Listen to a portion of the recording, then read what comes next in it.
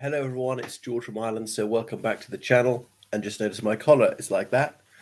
Anyway, so today is Remembrance Sunday, being the nearest Sunday to the 11th of November.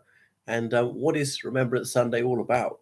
Well, obviously, harks back to the 11th of November 1918, when that's when the armistice took effect on the Western Front in the First World War. 11 o'clock in the morning, it's the 11th hour of the 11th day of the 11th month, 1918. So after over 4 years of fighting.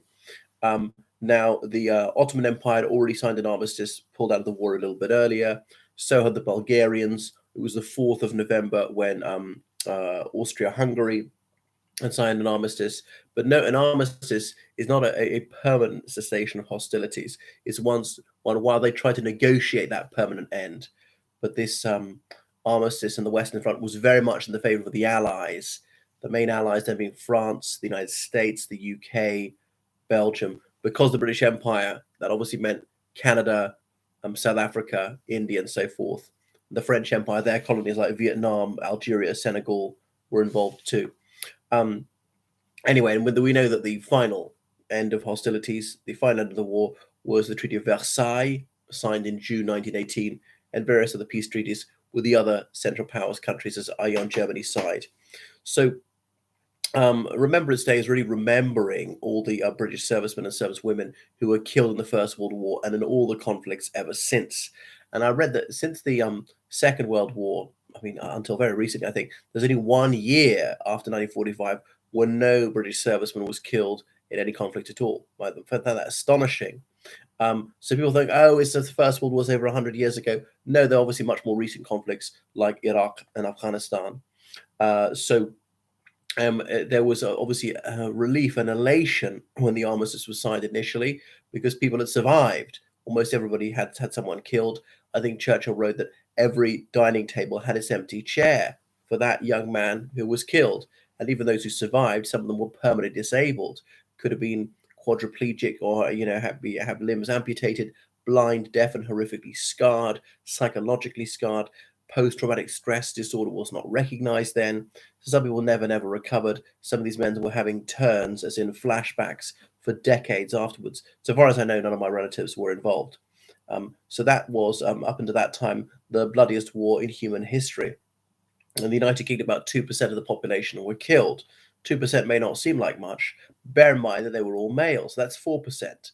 But bear in mind that they were all males, between a certain age, say 18 and 45, virtually all between 18 and 45.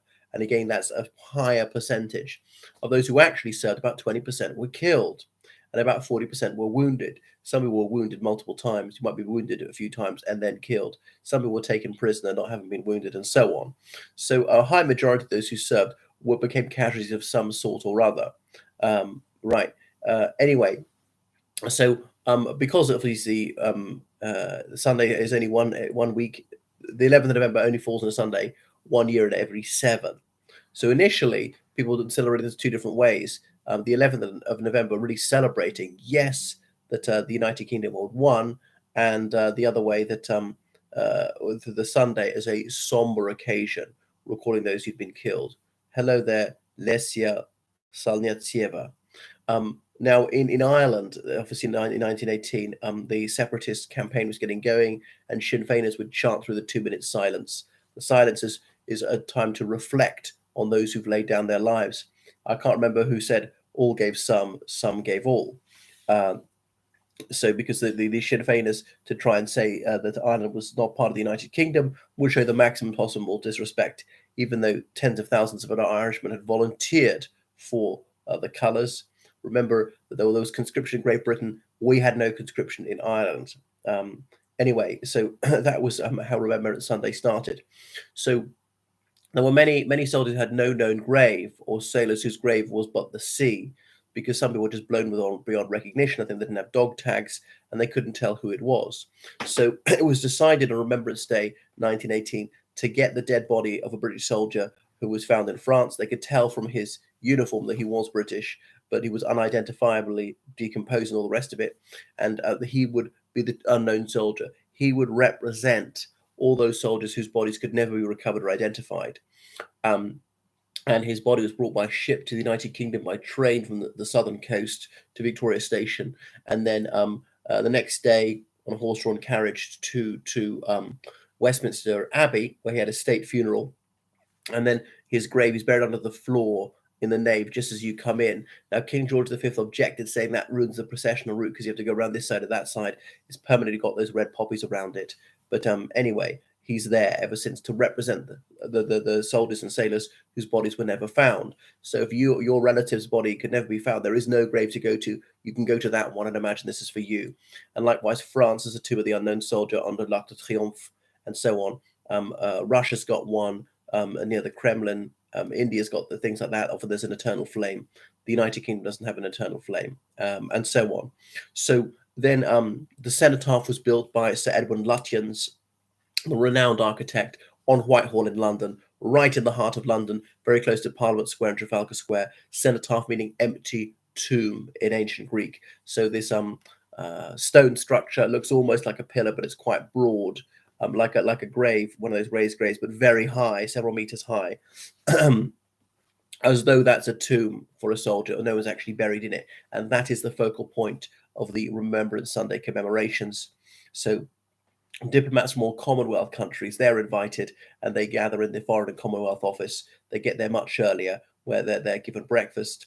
And anyway, so the monarch is there. So about 10 to 11, the monarch will come out, and the diplomatic delegations, the prime minister and the leaders of all the Westminster parties will be there, dressed soberly in dark suits and carrying wreaths. So the whole poppy idea comes from John McCrae, a Canadian Army doctor who served on the First World War, and he was killed on active service, saying, in a poem entitled "In Flanders Fields," right, in Flanders fields where poppies grow, here we lie, row on row, and so on.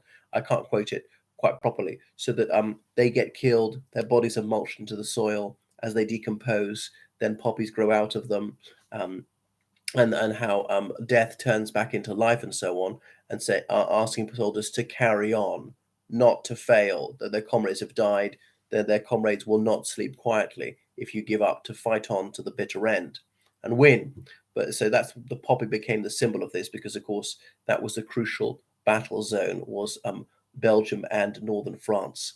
So wearing those poppy as flowers, those red flowers. Now Earl Haig, Earl being his aristocratic title, not his name, Douglas Haig. Earl Douglas Haig was one of the most senior British commanders in France, commander of the Battle of the Somme, which is highly controversial. Some people say it was cataclysmic and just far too many people were killed for minimal gain. But anyway, he said something had to be done to help the veterans. So the Earl Haig Fund was established in his name. So that's what, if you look at those poppies made out of flour, the sort of fake flour made out of paper and plastic. On the back it'll say Earl Haig Fund.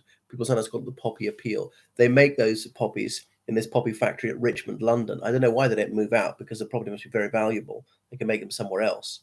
And raising money because the pensions were miserable, especially for disabled veterans, for widows and orphans, and so on. So trying to, for the betterment of their lives, special housing for disabled soldiers, retirement homes like this. There was the Star and Garter retirement home in Richmond, atop Richmond Hill, for permanently disabled soldiers and sailors from the First World War. And there was St Dunstan's Home for the Blind. Soldiers and sailors have been blinded. The Royal Air Force only founded on April Fool's Day 1918, previously been the Royal Flying Corps part of the Army. So that's what Remembrance Sunday is about. And at the cenotaph, the gun goes off on Horse Guards Parade at 11 o'clock on the dot. And then there's a 2-minute silence, broken by bugling the last post, and so on. And the Bishop of London leads the service. There'll be whatever the army officers in charge of London district, and so on. And some of the foot guards, some of those regiments will be marching there, playing various tunes like Nimrod, and so on. And the monarch will lay the wreath, and various other dignitaries. Someone like Prince William's often there after his father, and the High Commissioners of Commonwealth countries will come forward in groups of about 10 to lay their wreaths, because of course soldiers, sailors, airmen, I suppose airwomen from many Commonwealth countries served in obviously the First World War, the Second World War, and even some subsequent conflicts. And so that's it. There's a bit of a diplomatic reception for them afterwards. And then there's a march past of veterans, and I saw some very old boys in wheelchairs being pushed past. I mean, I was last at the cenotaph, my God, 20 years ago, and some of them would have been veterans of the First World War. But the last Tommy, the last British veteran of the First World War, died a long time ago. Harry Patch. How I wish I'd met him. With my own eyes, I have seen veterans of the First World War. It's obviously belongs to another epoch now. It's hard to believe it even happened, even though I know most certainly did happen. It just seems so long ago. The last living link has gone to that era. And even Second World War veterans are becoming thin on the ground. And then anybody who marched past, I mean, more recent veterans and so on. And various other regimental associations have their meetups and their political rallies. And then I saw one of the white ultra-nationalist groups having a rally there in 2003 as well, all these skinheads going there much later in the day. Even the Salvation Army had some sort of a meeting and a talk there. So that's a little bit about what Remembrance Sunday is, from about the 1st of November till whenever Remembrance Sunday is. A lot of people wearing those poppies to show that they're donated. And you donate as much or as little as you like. Right, thank you very much for watching my channel, and please subscribe on Patreon and PayPal. Goodbye.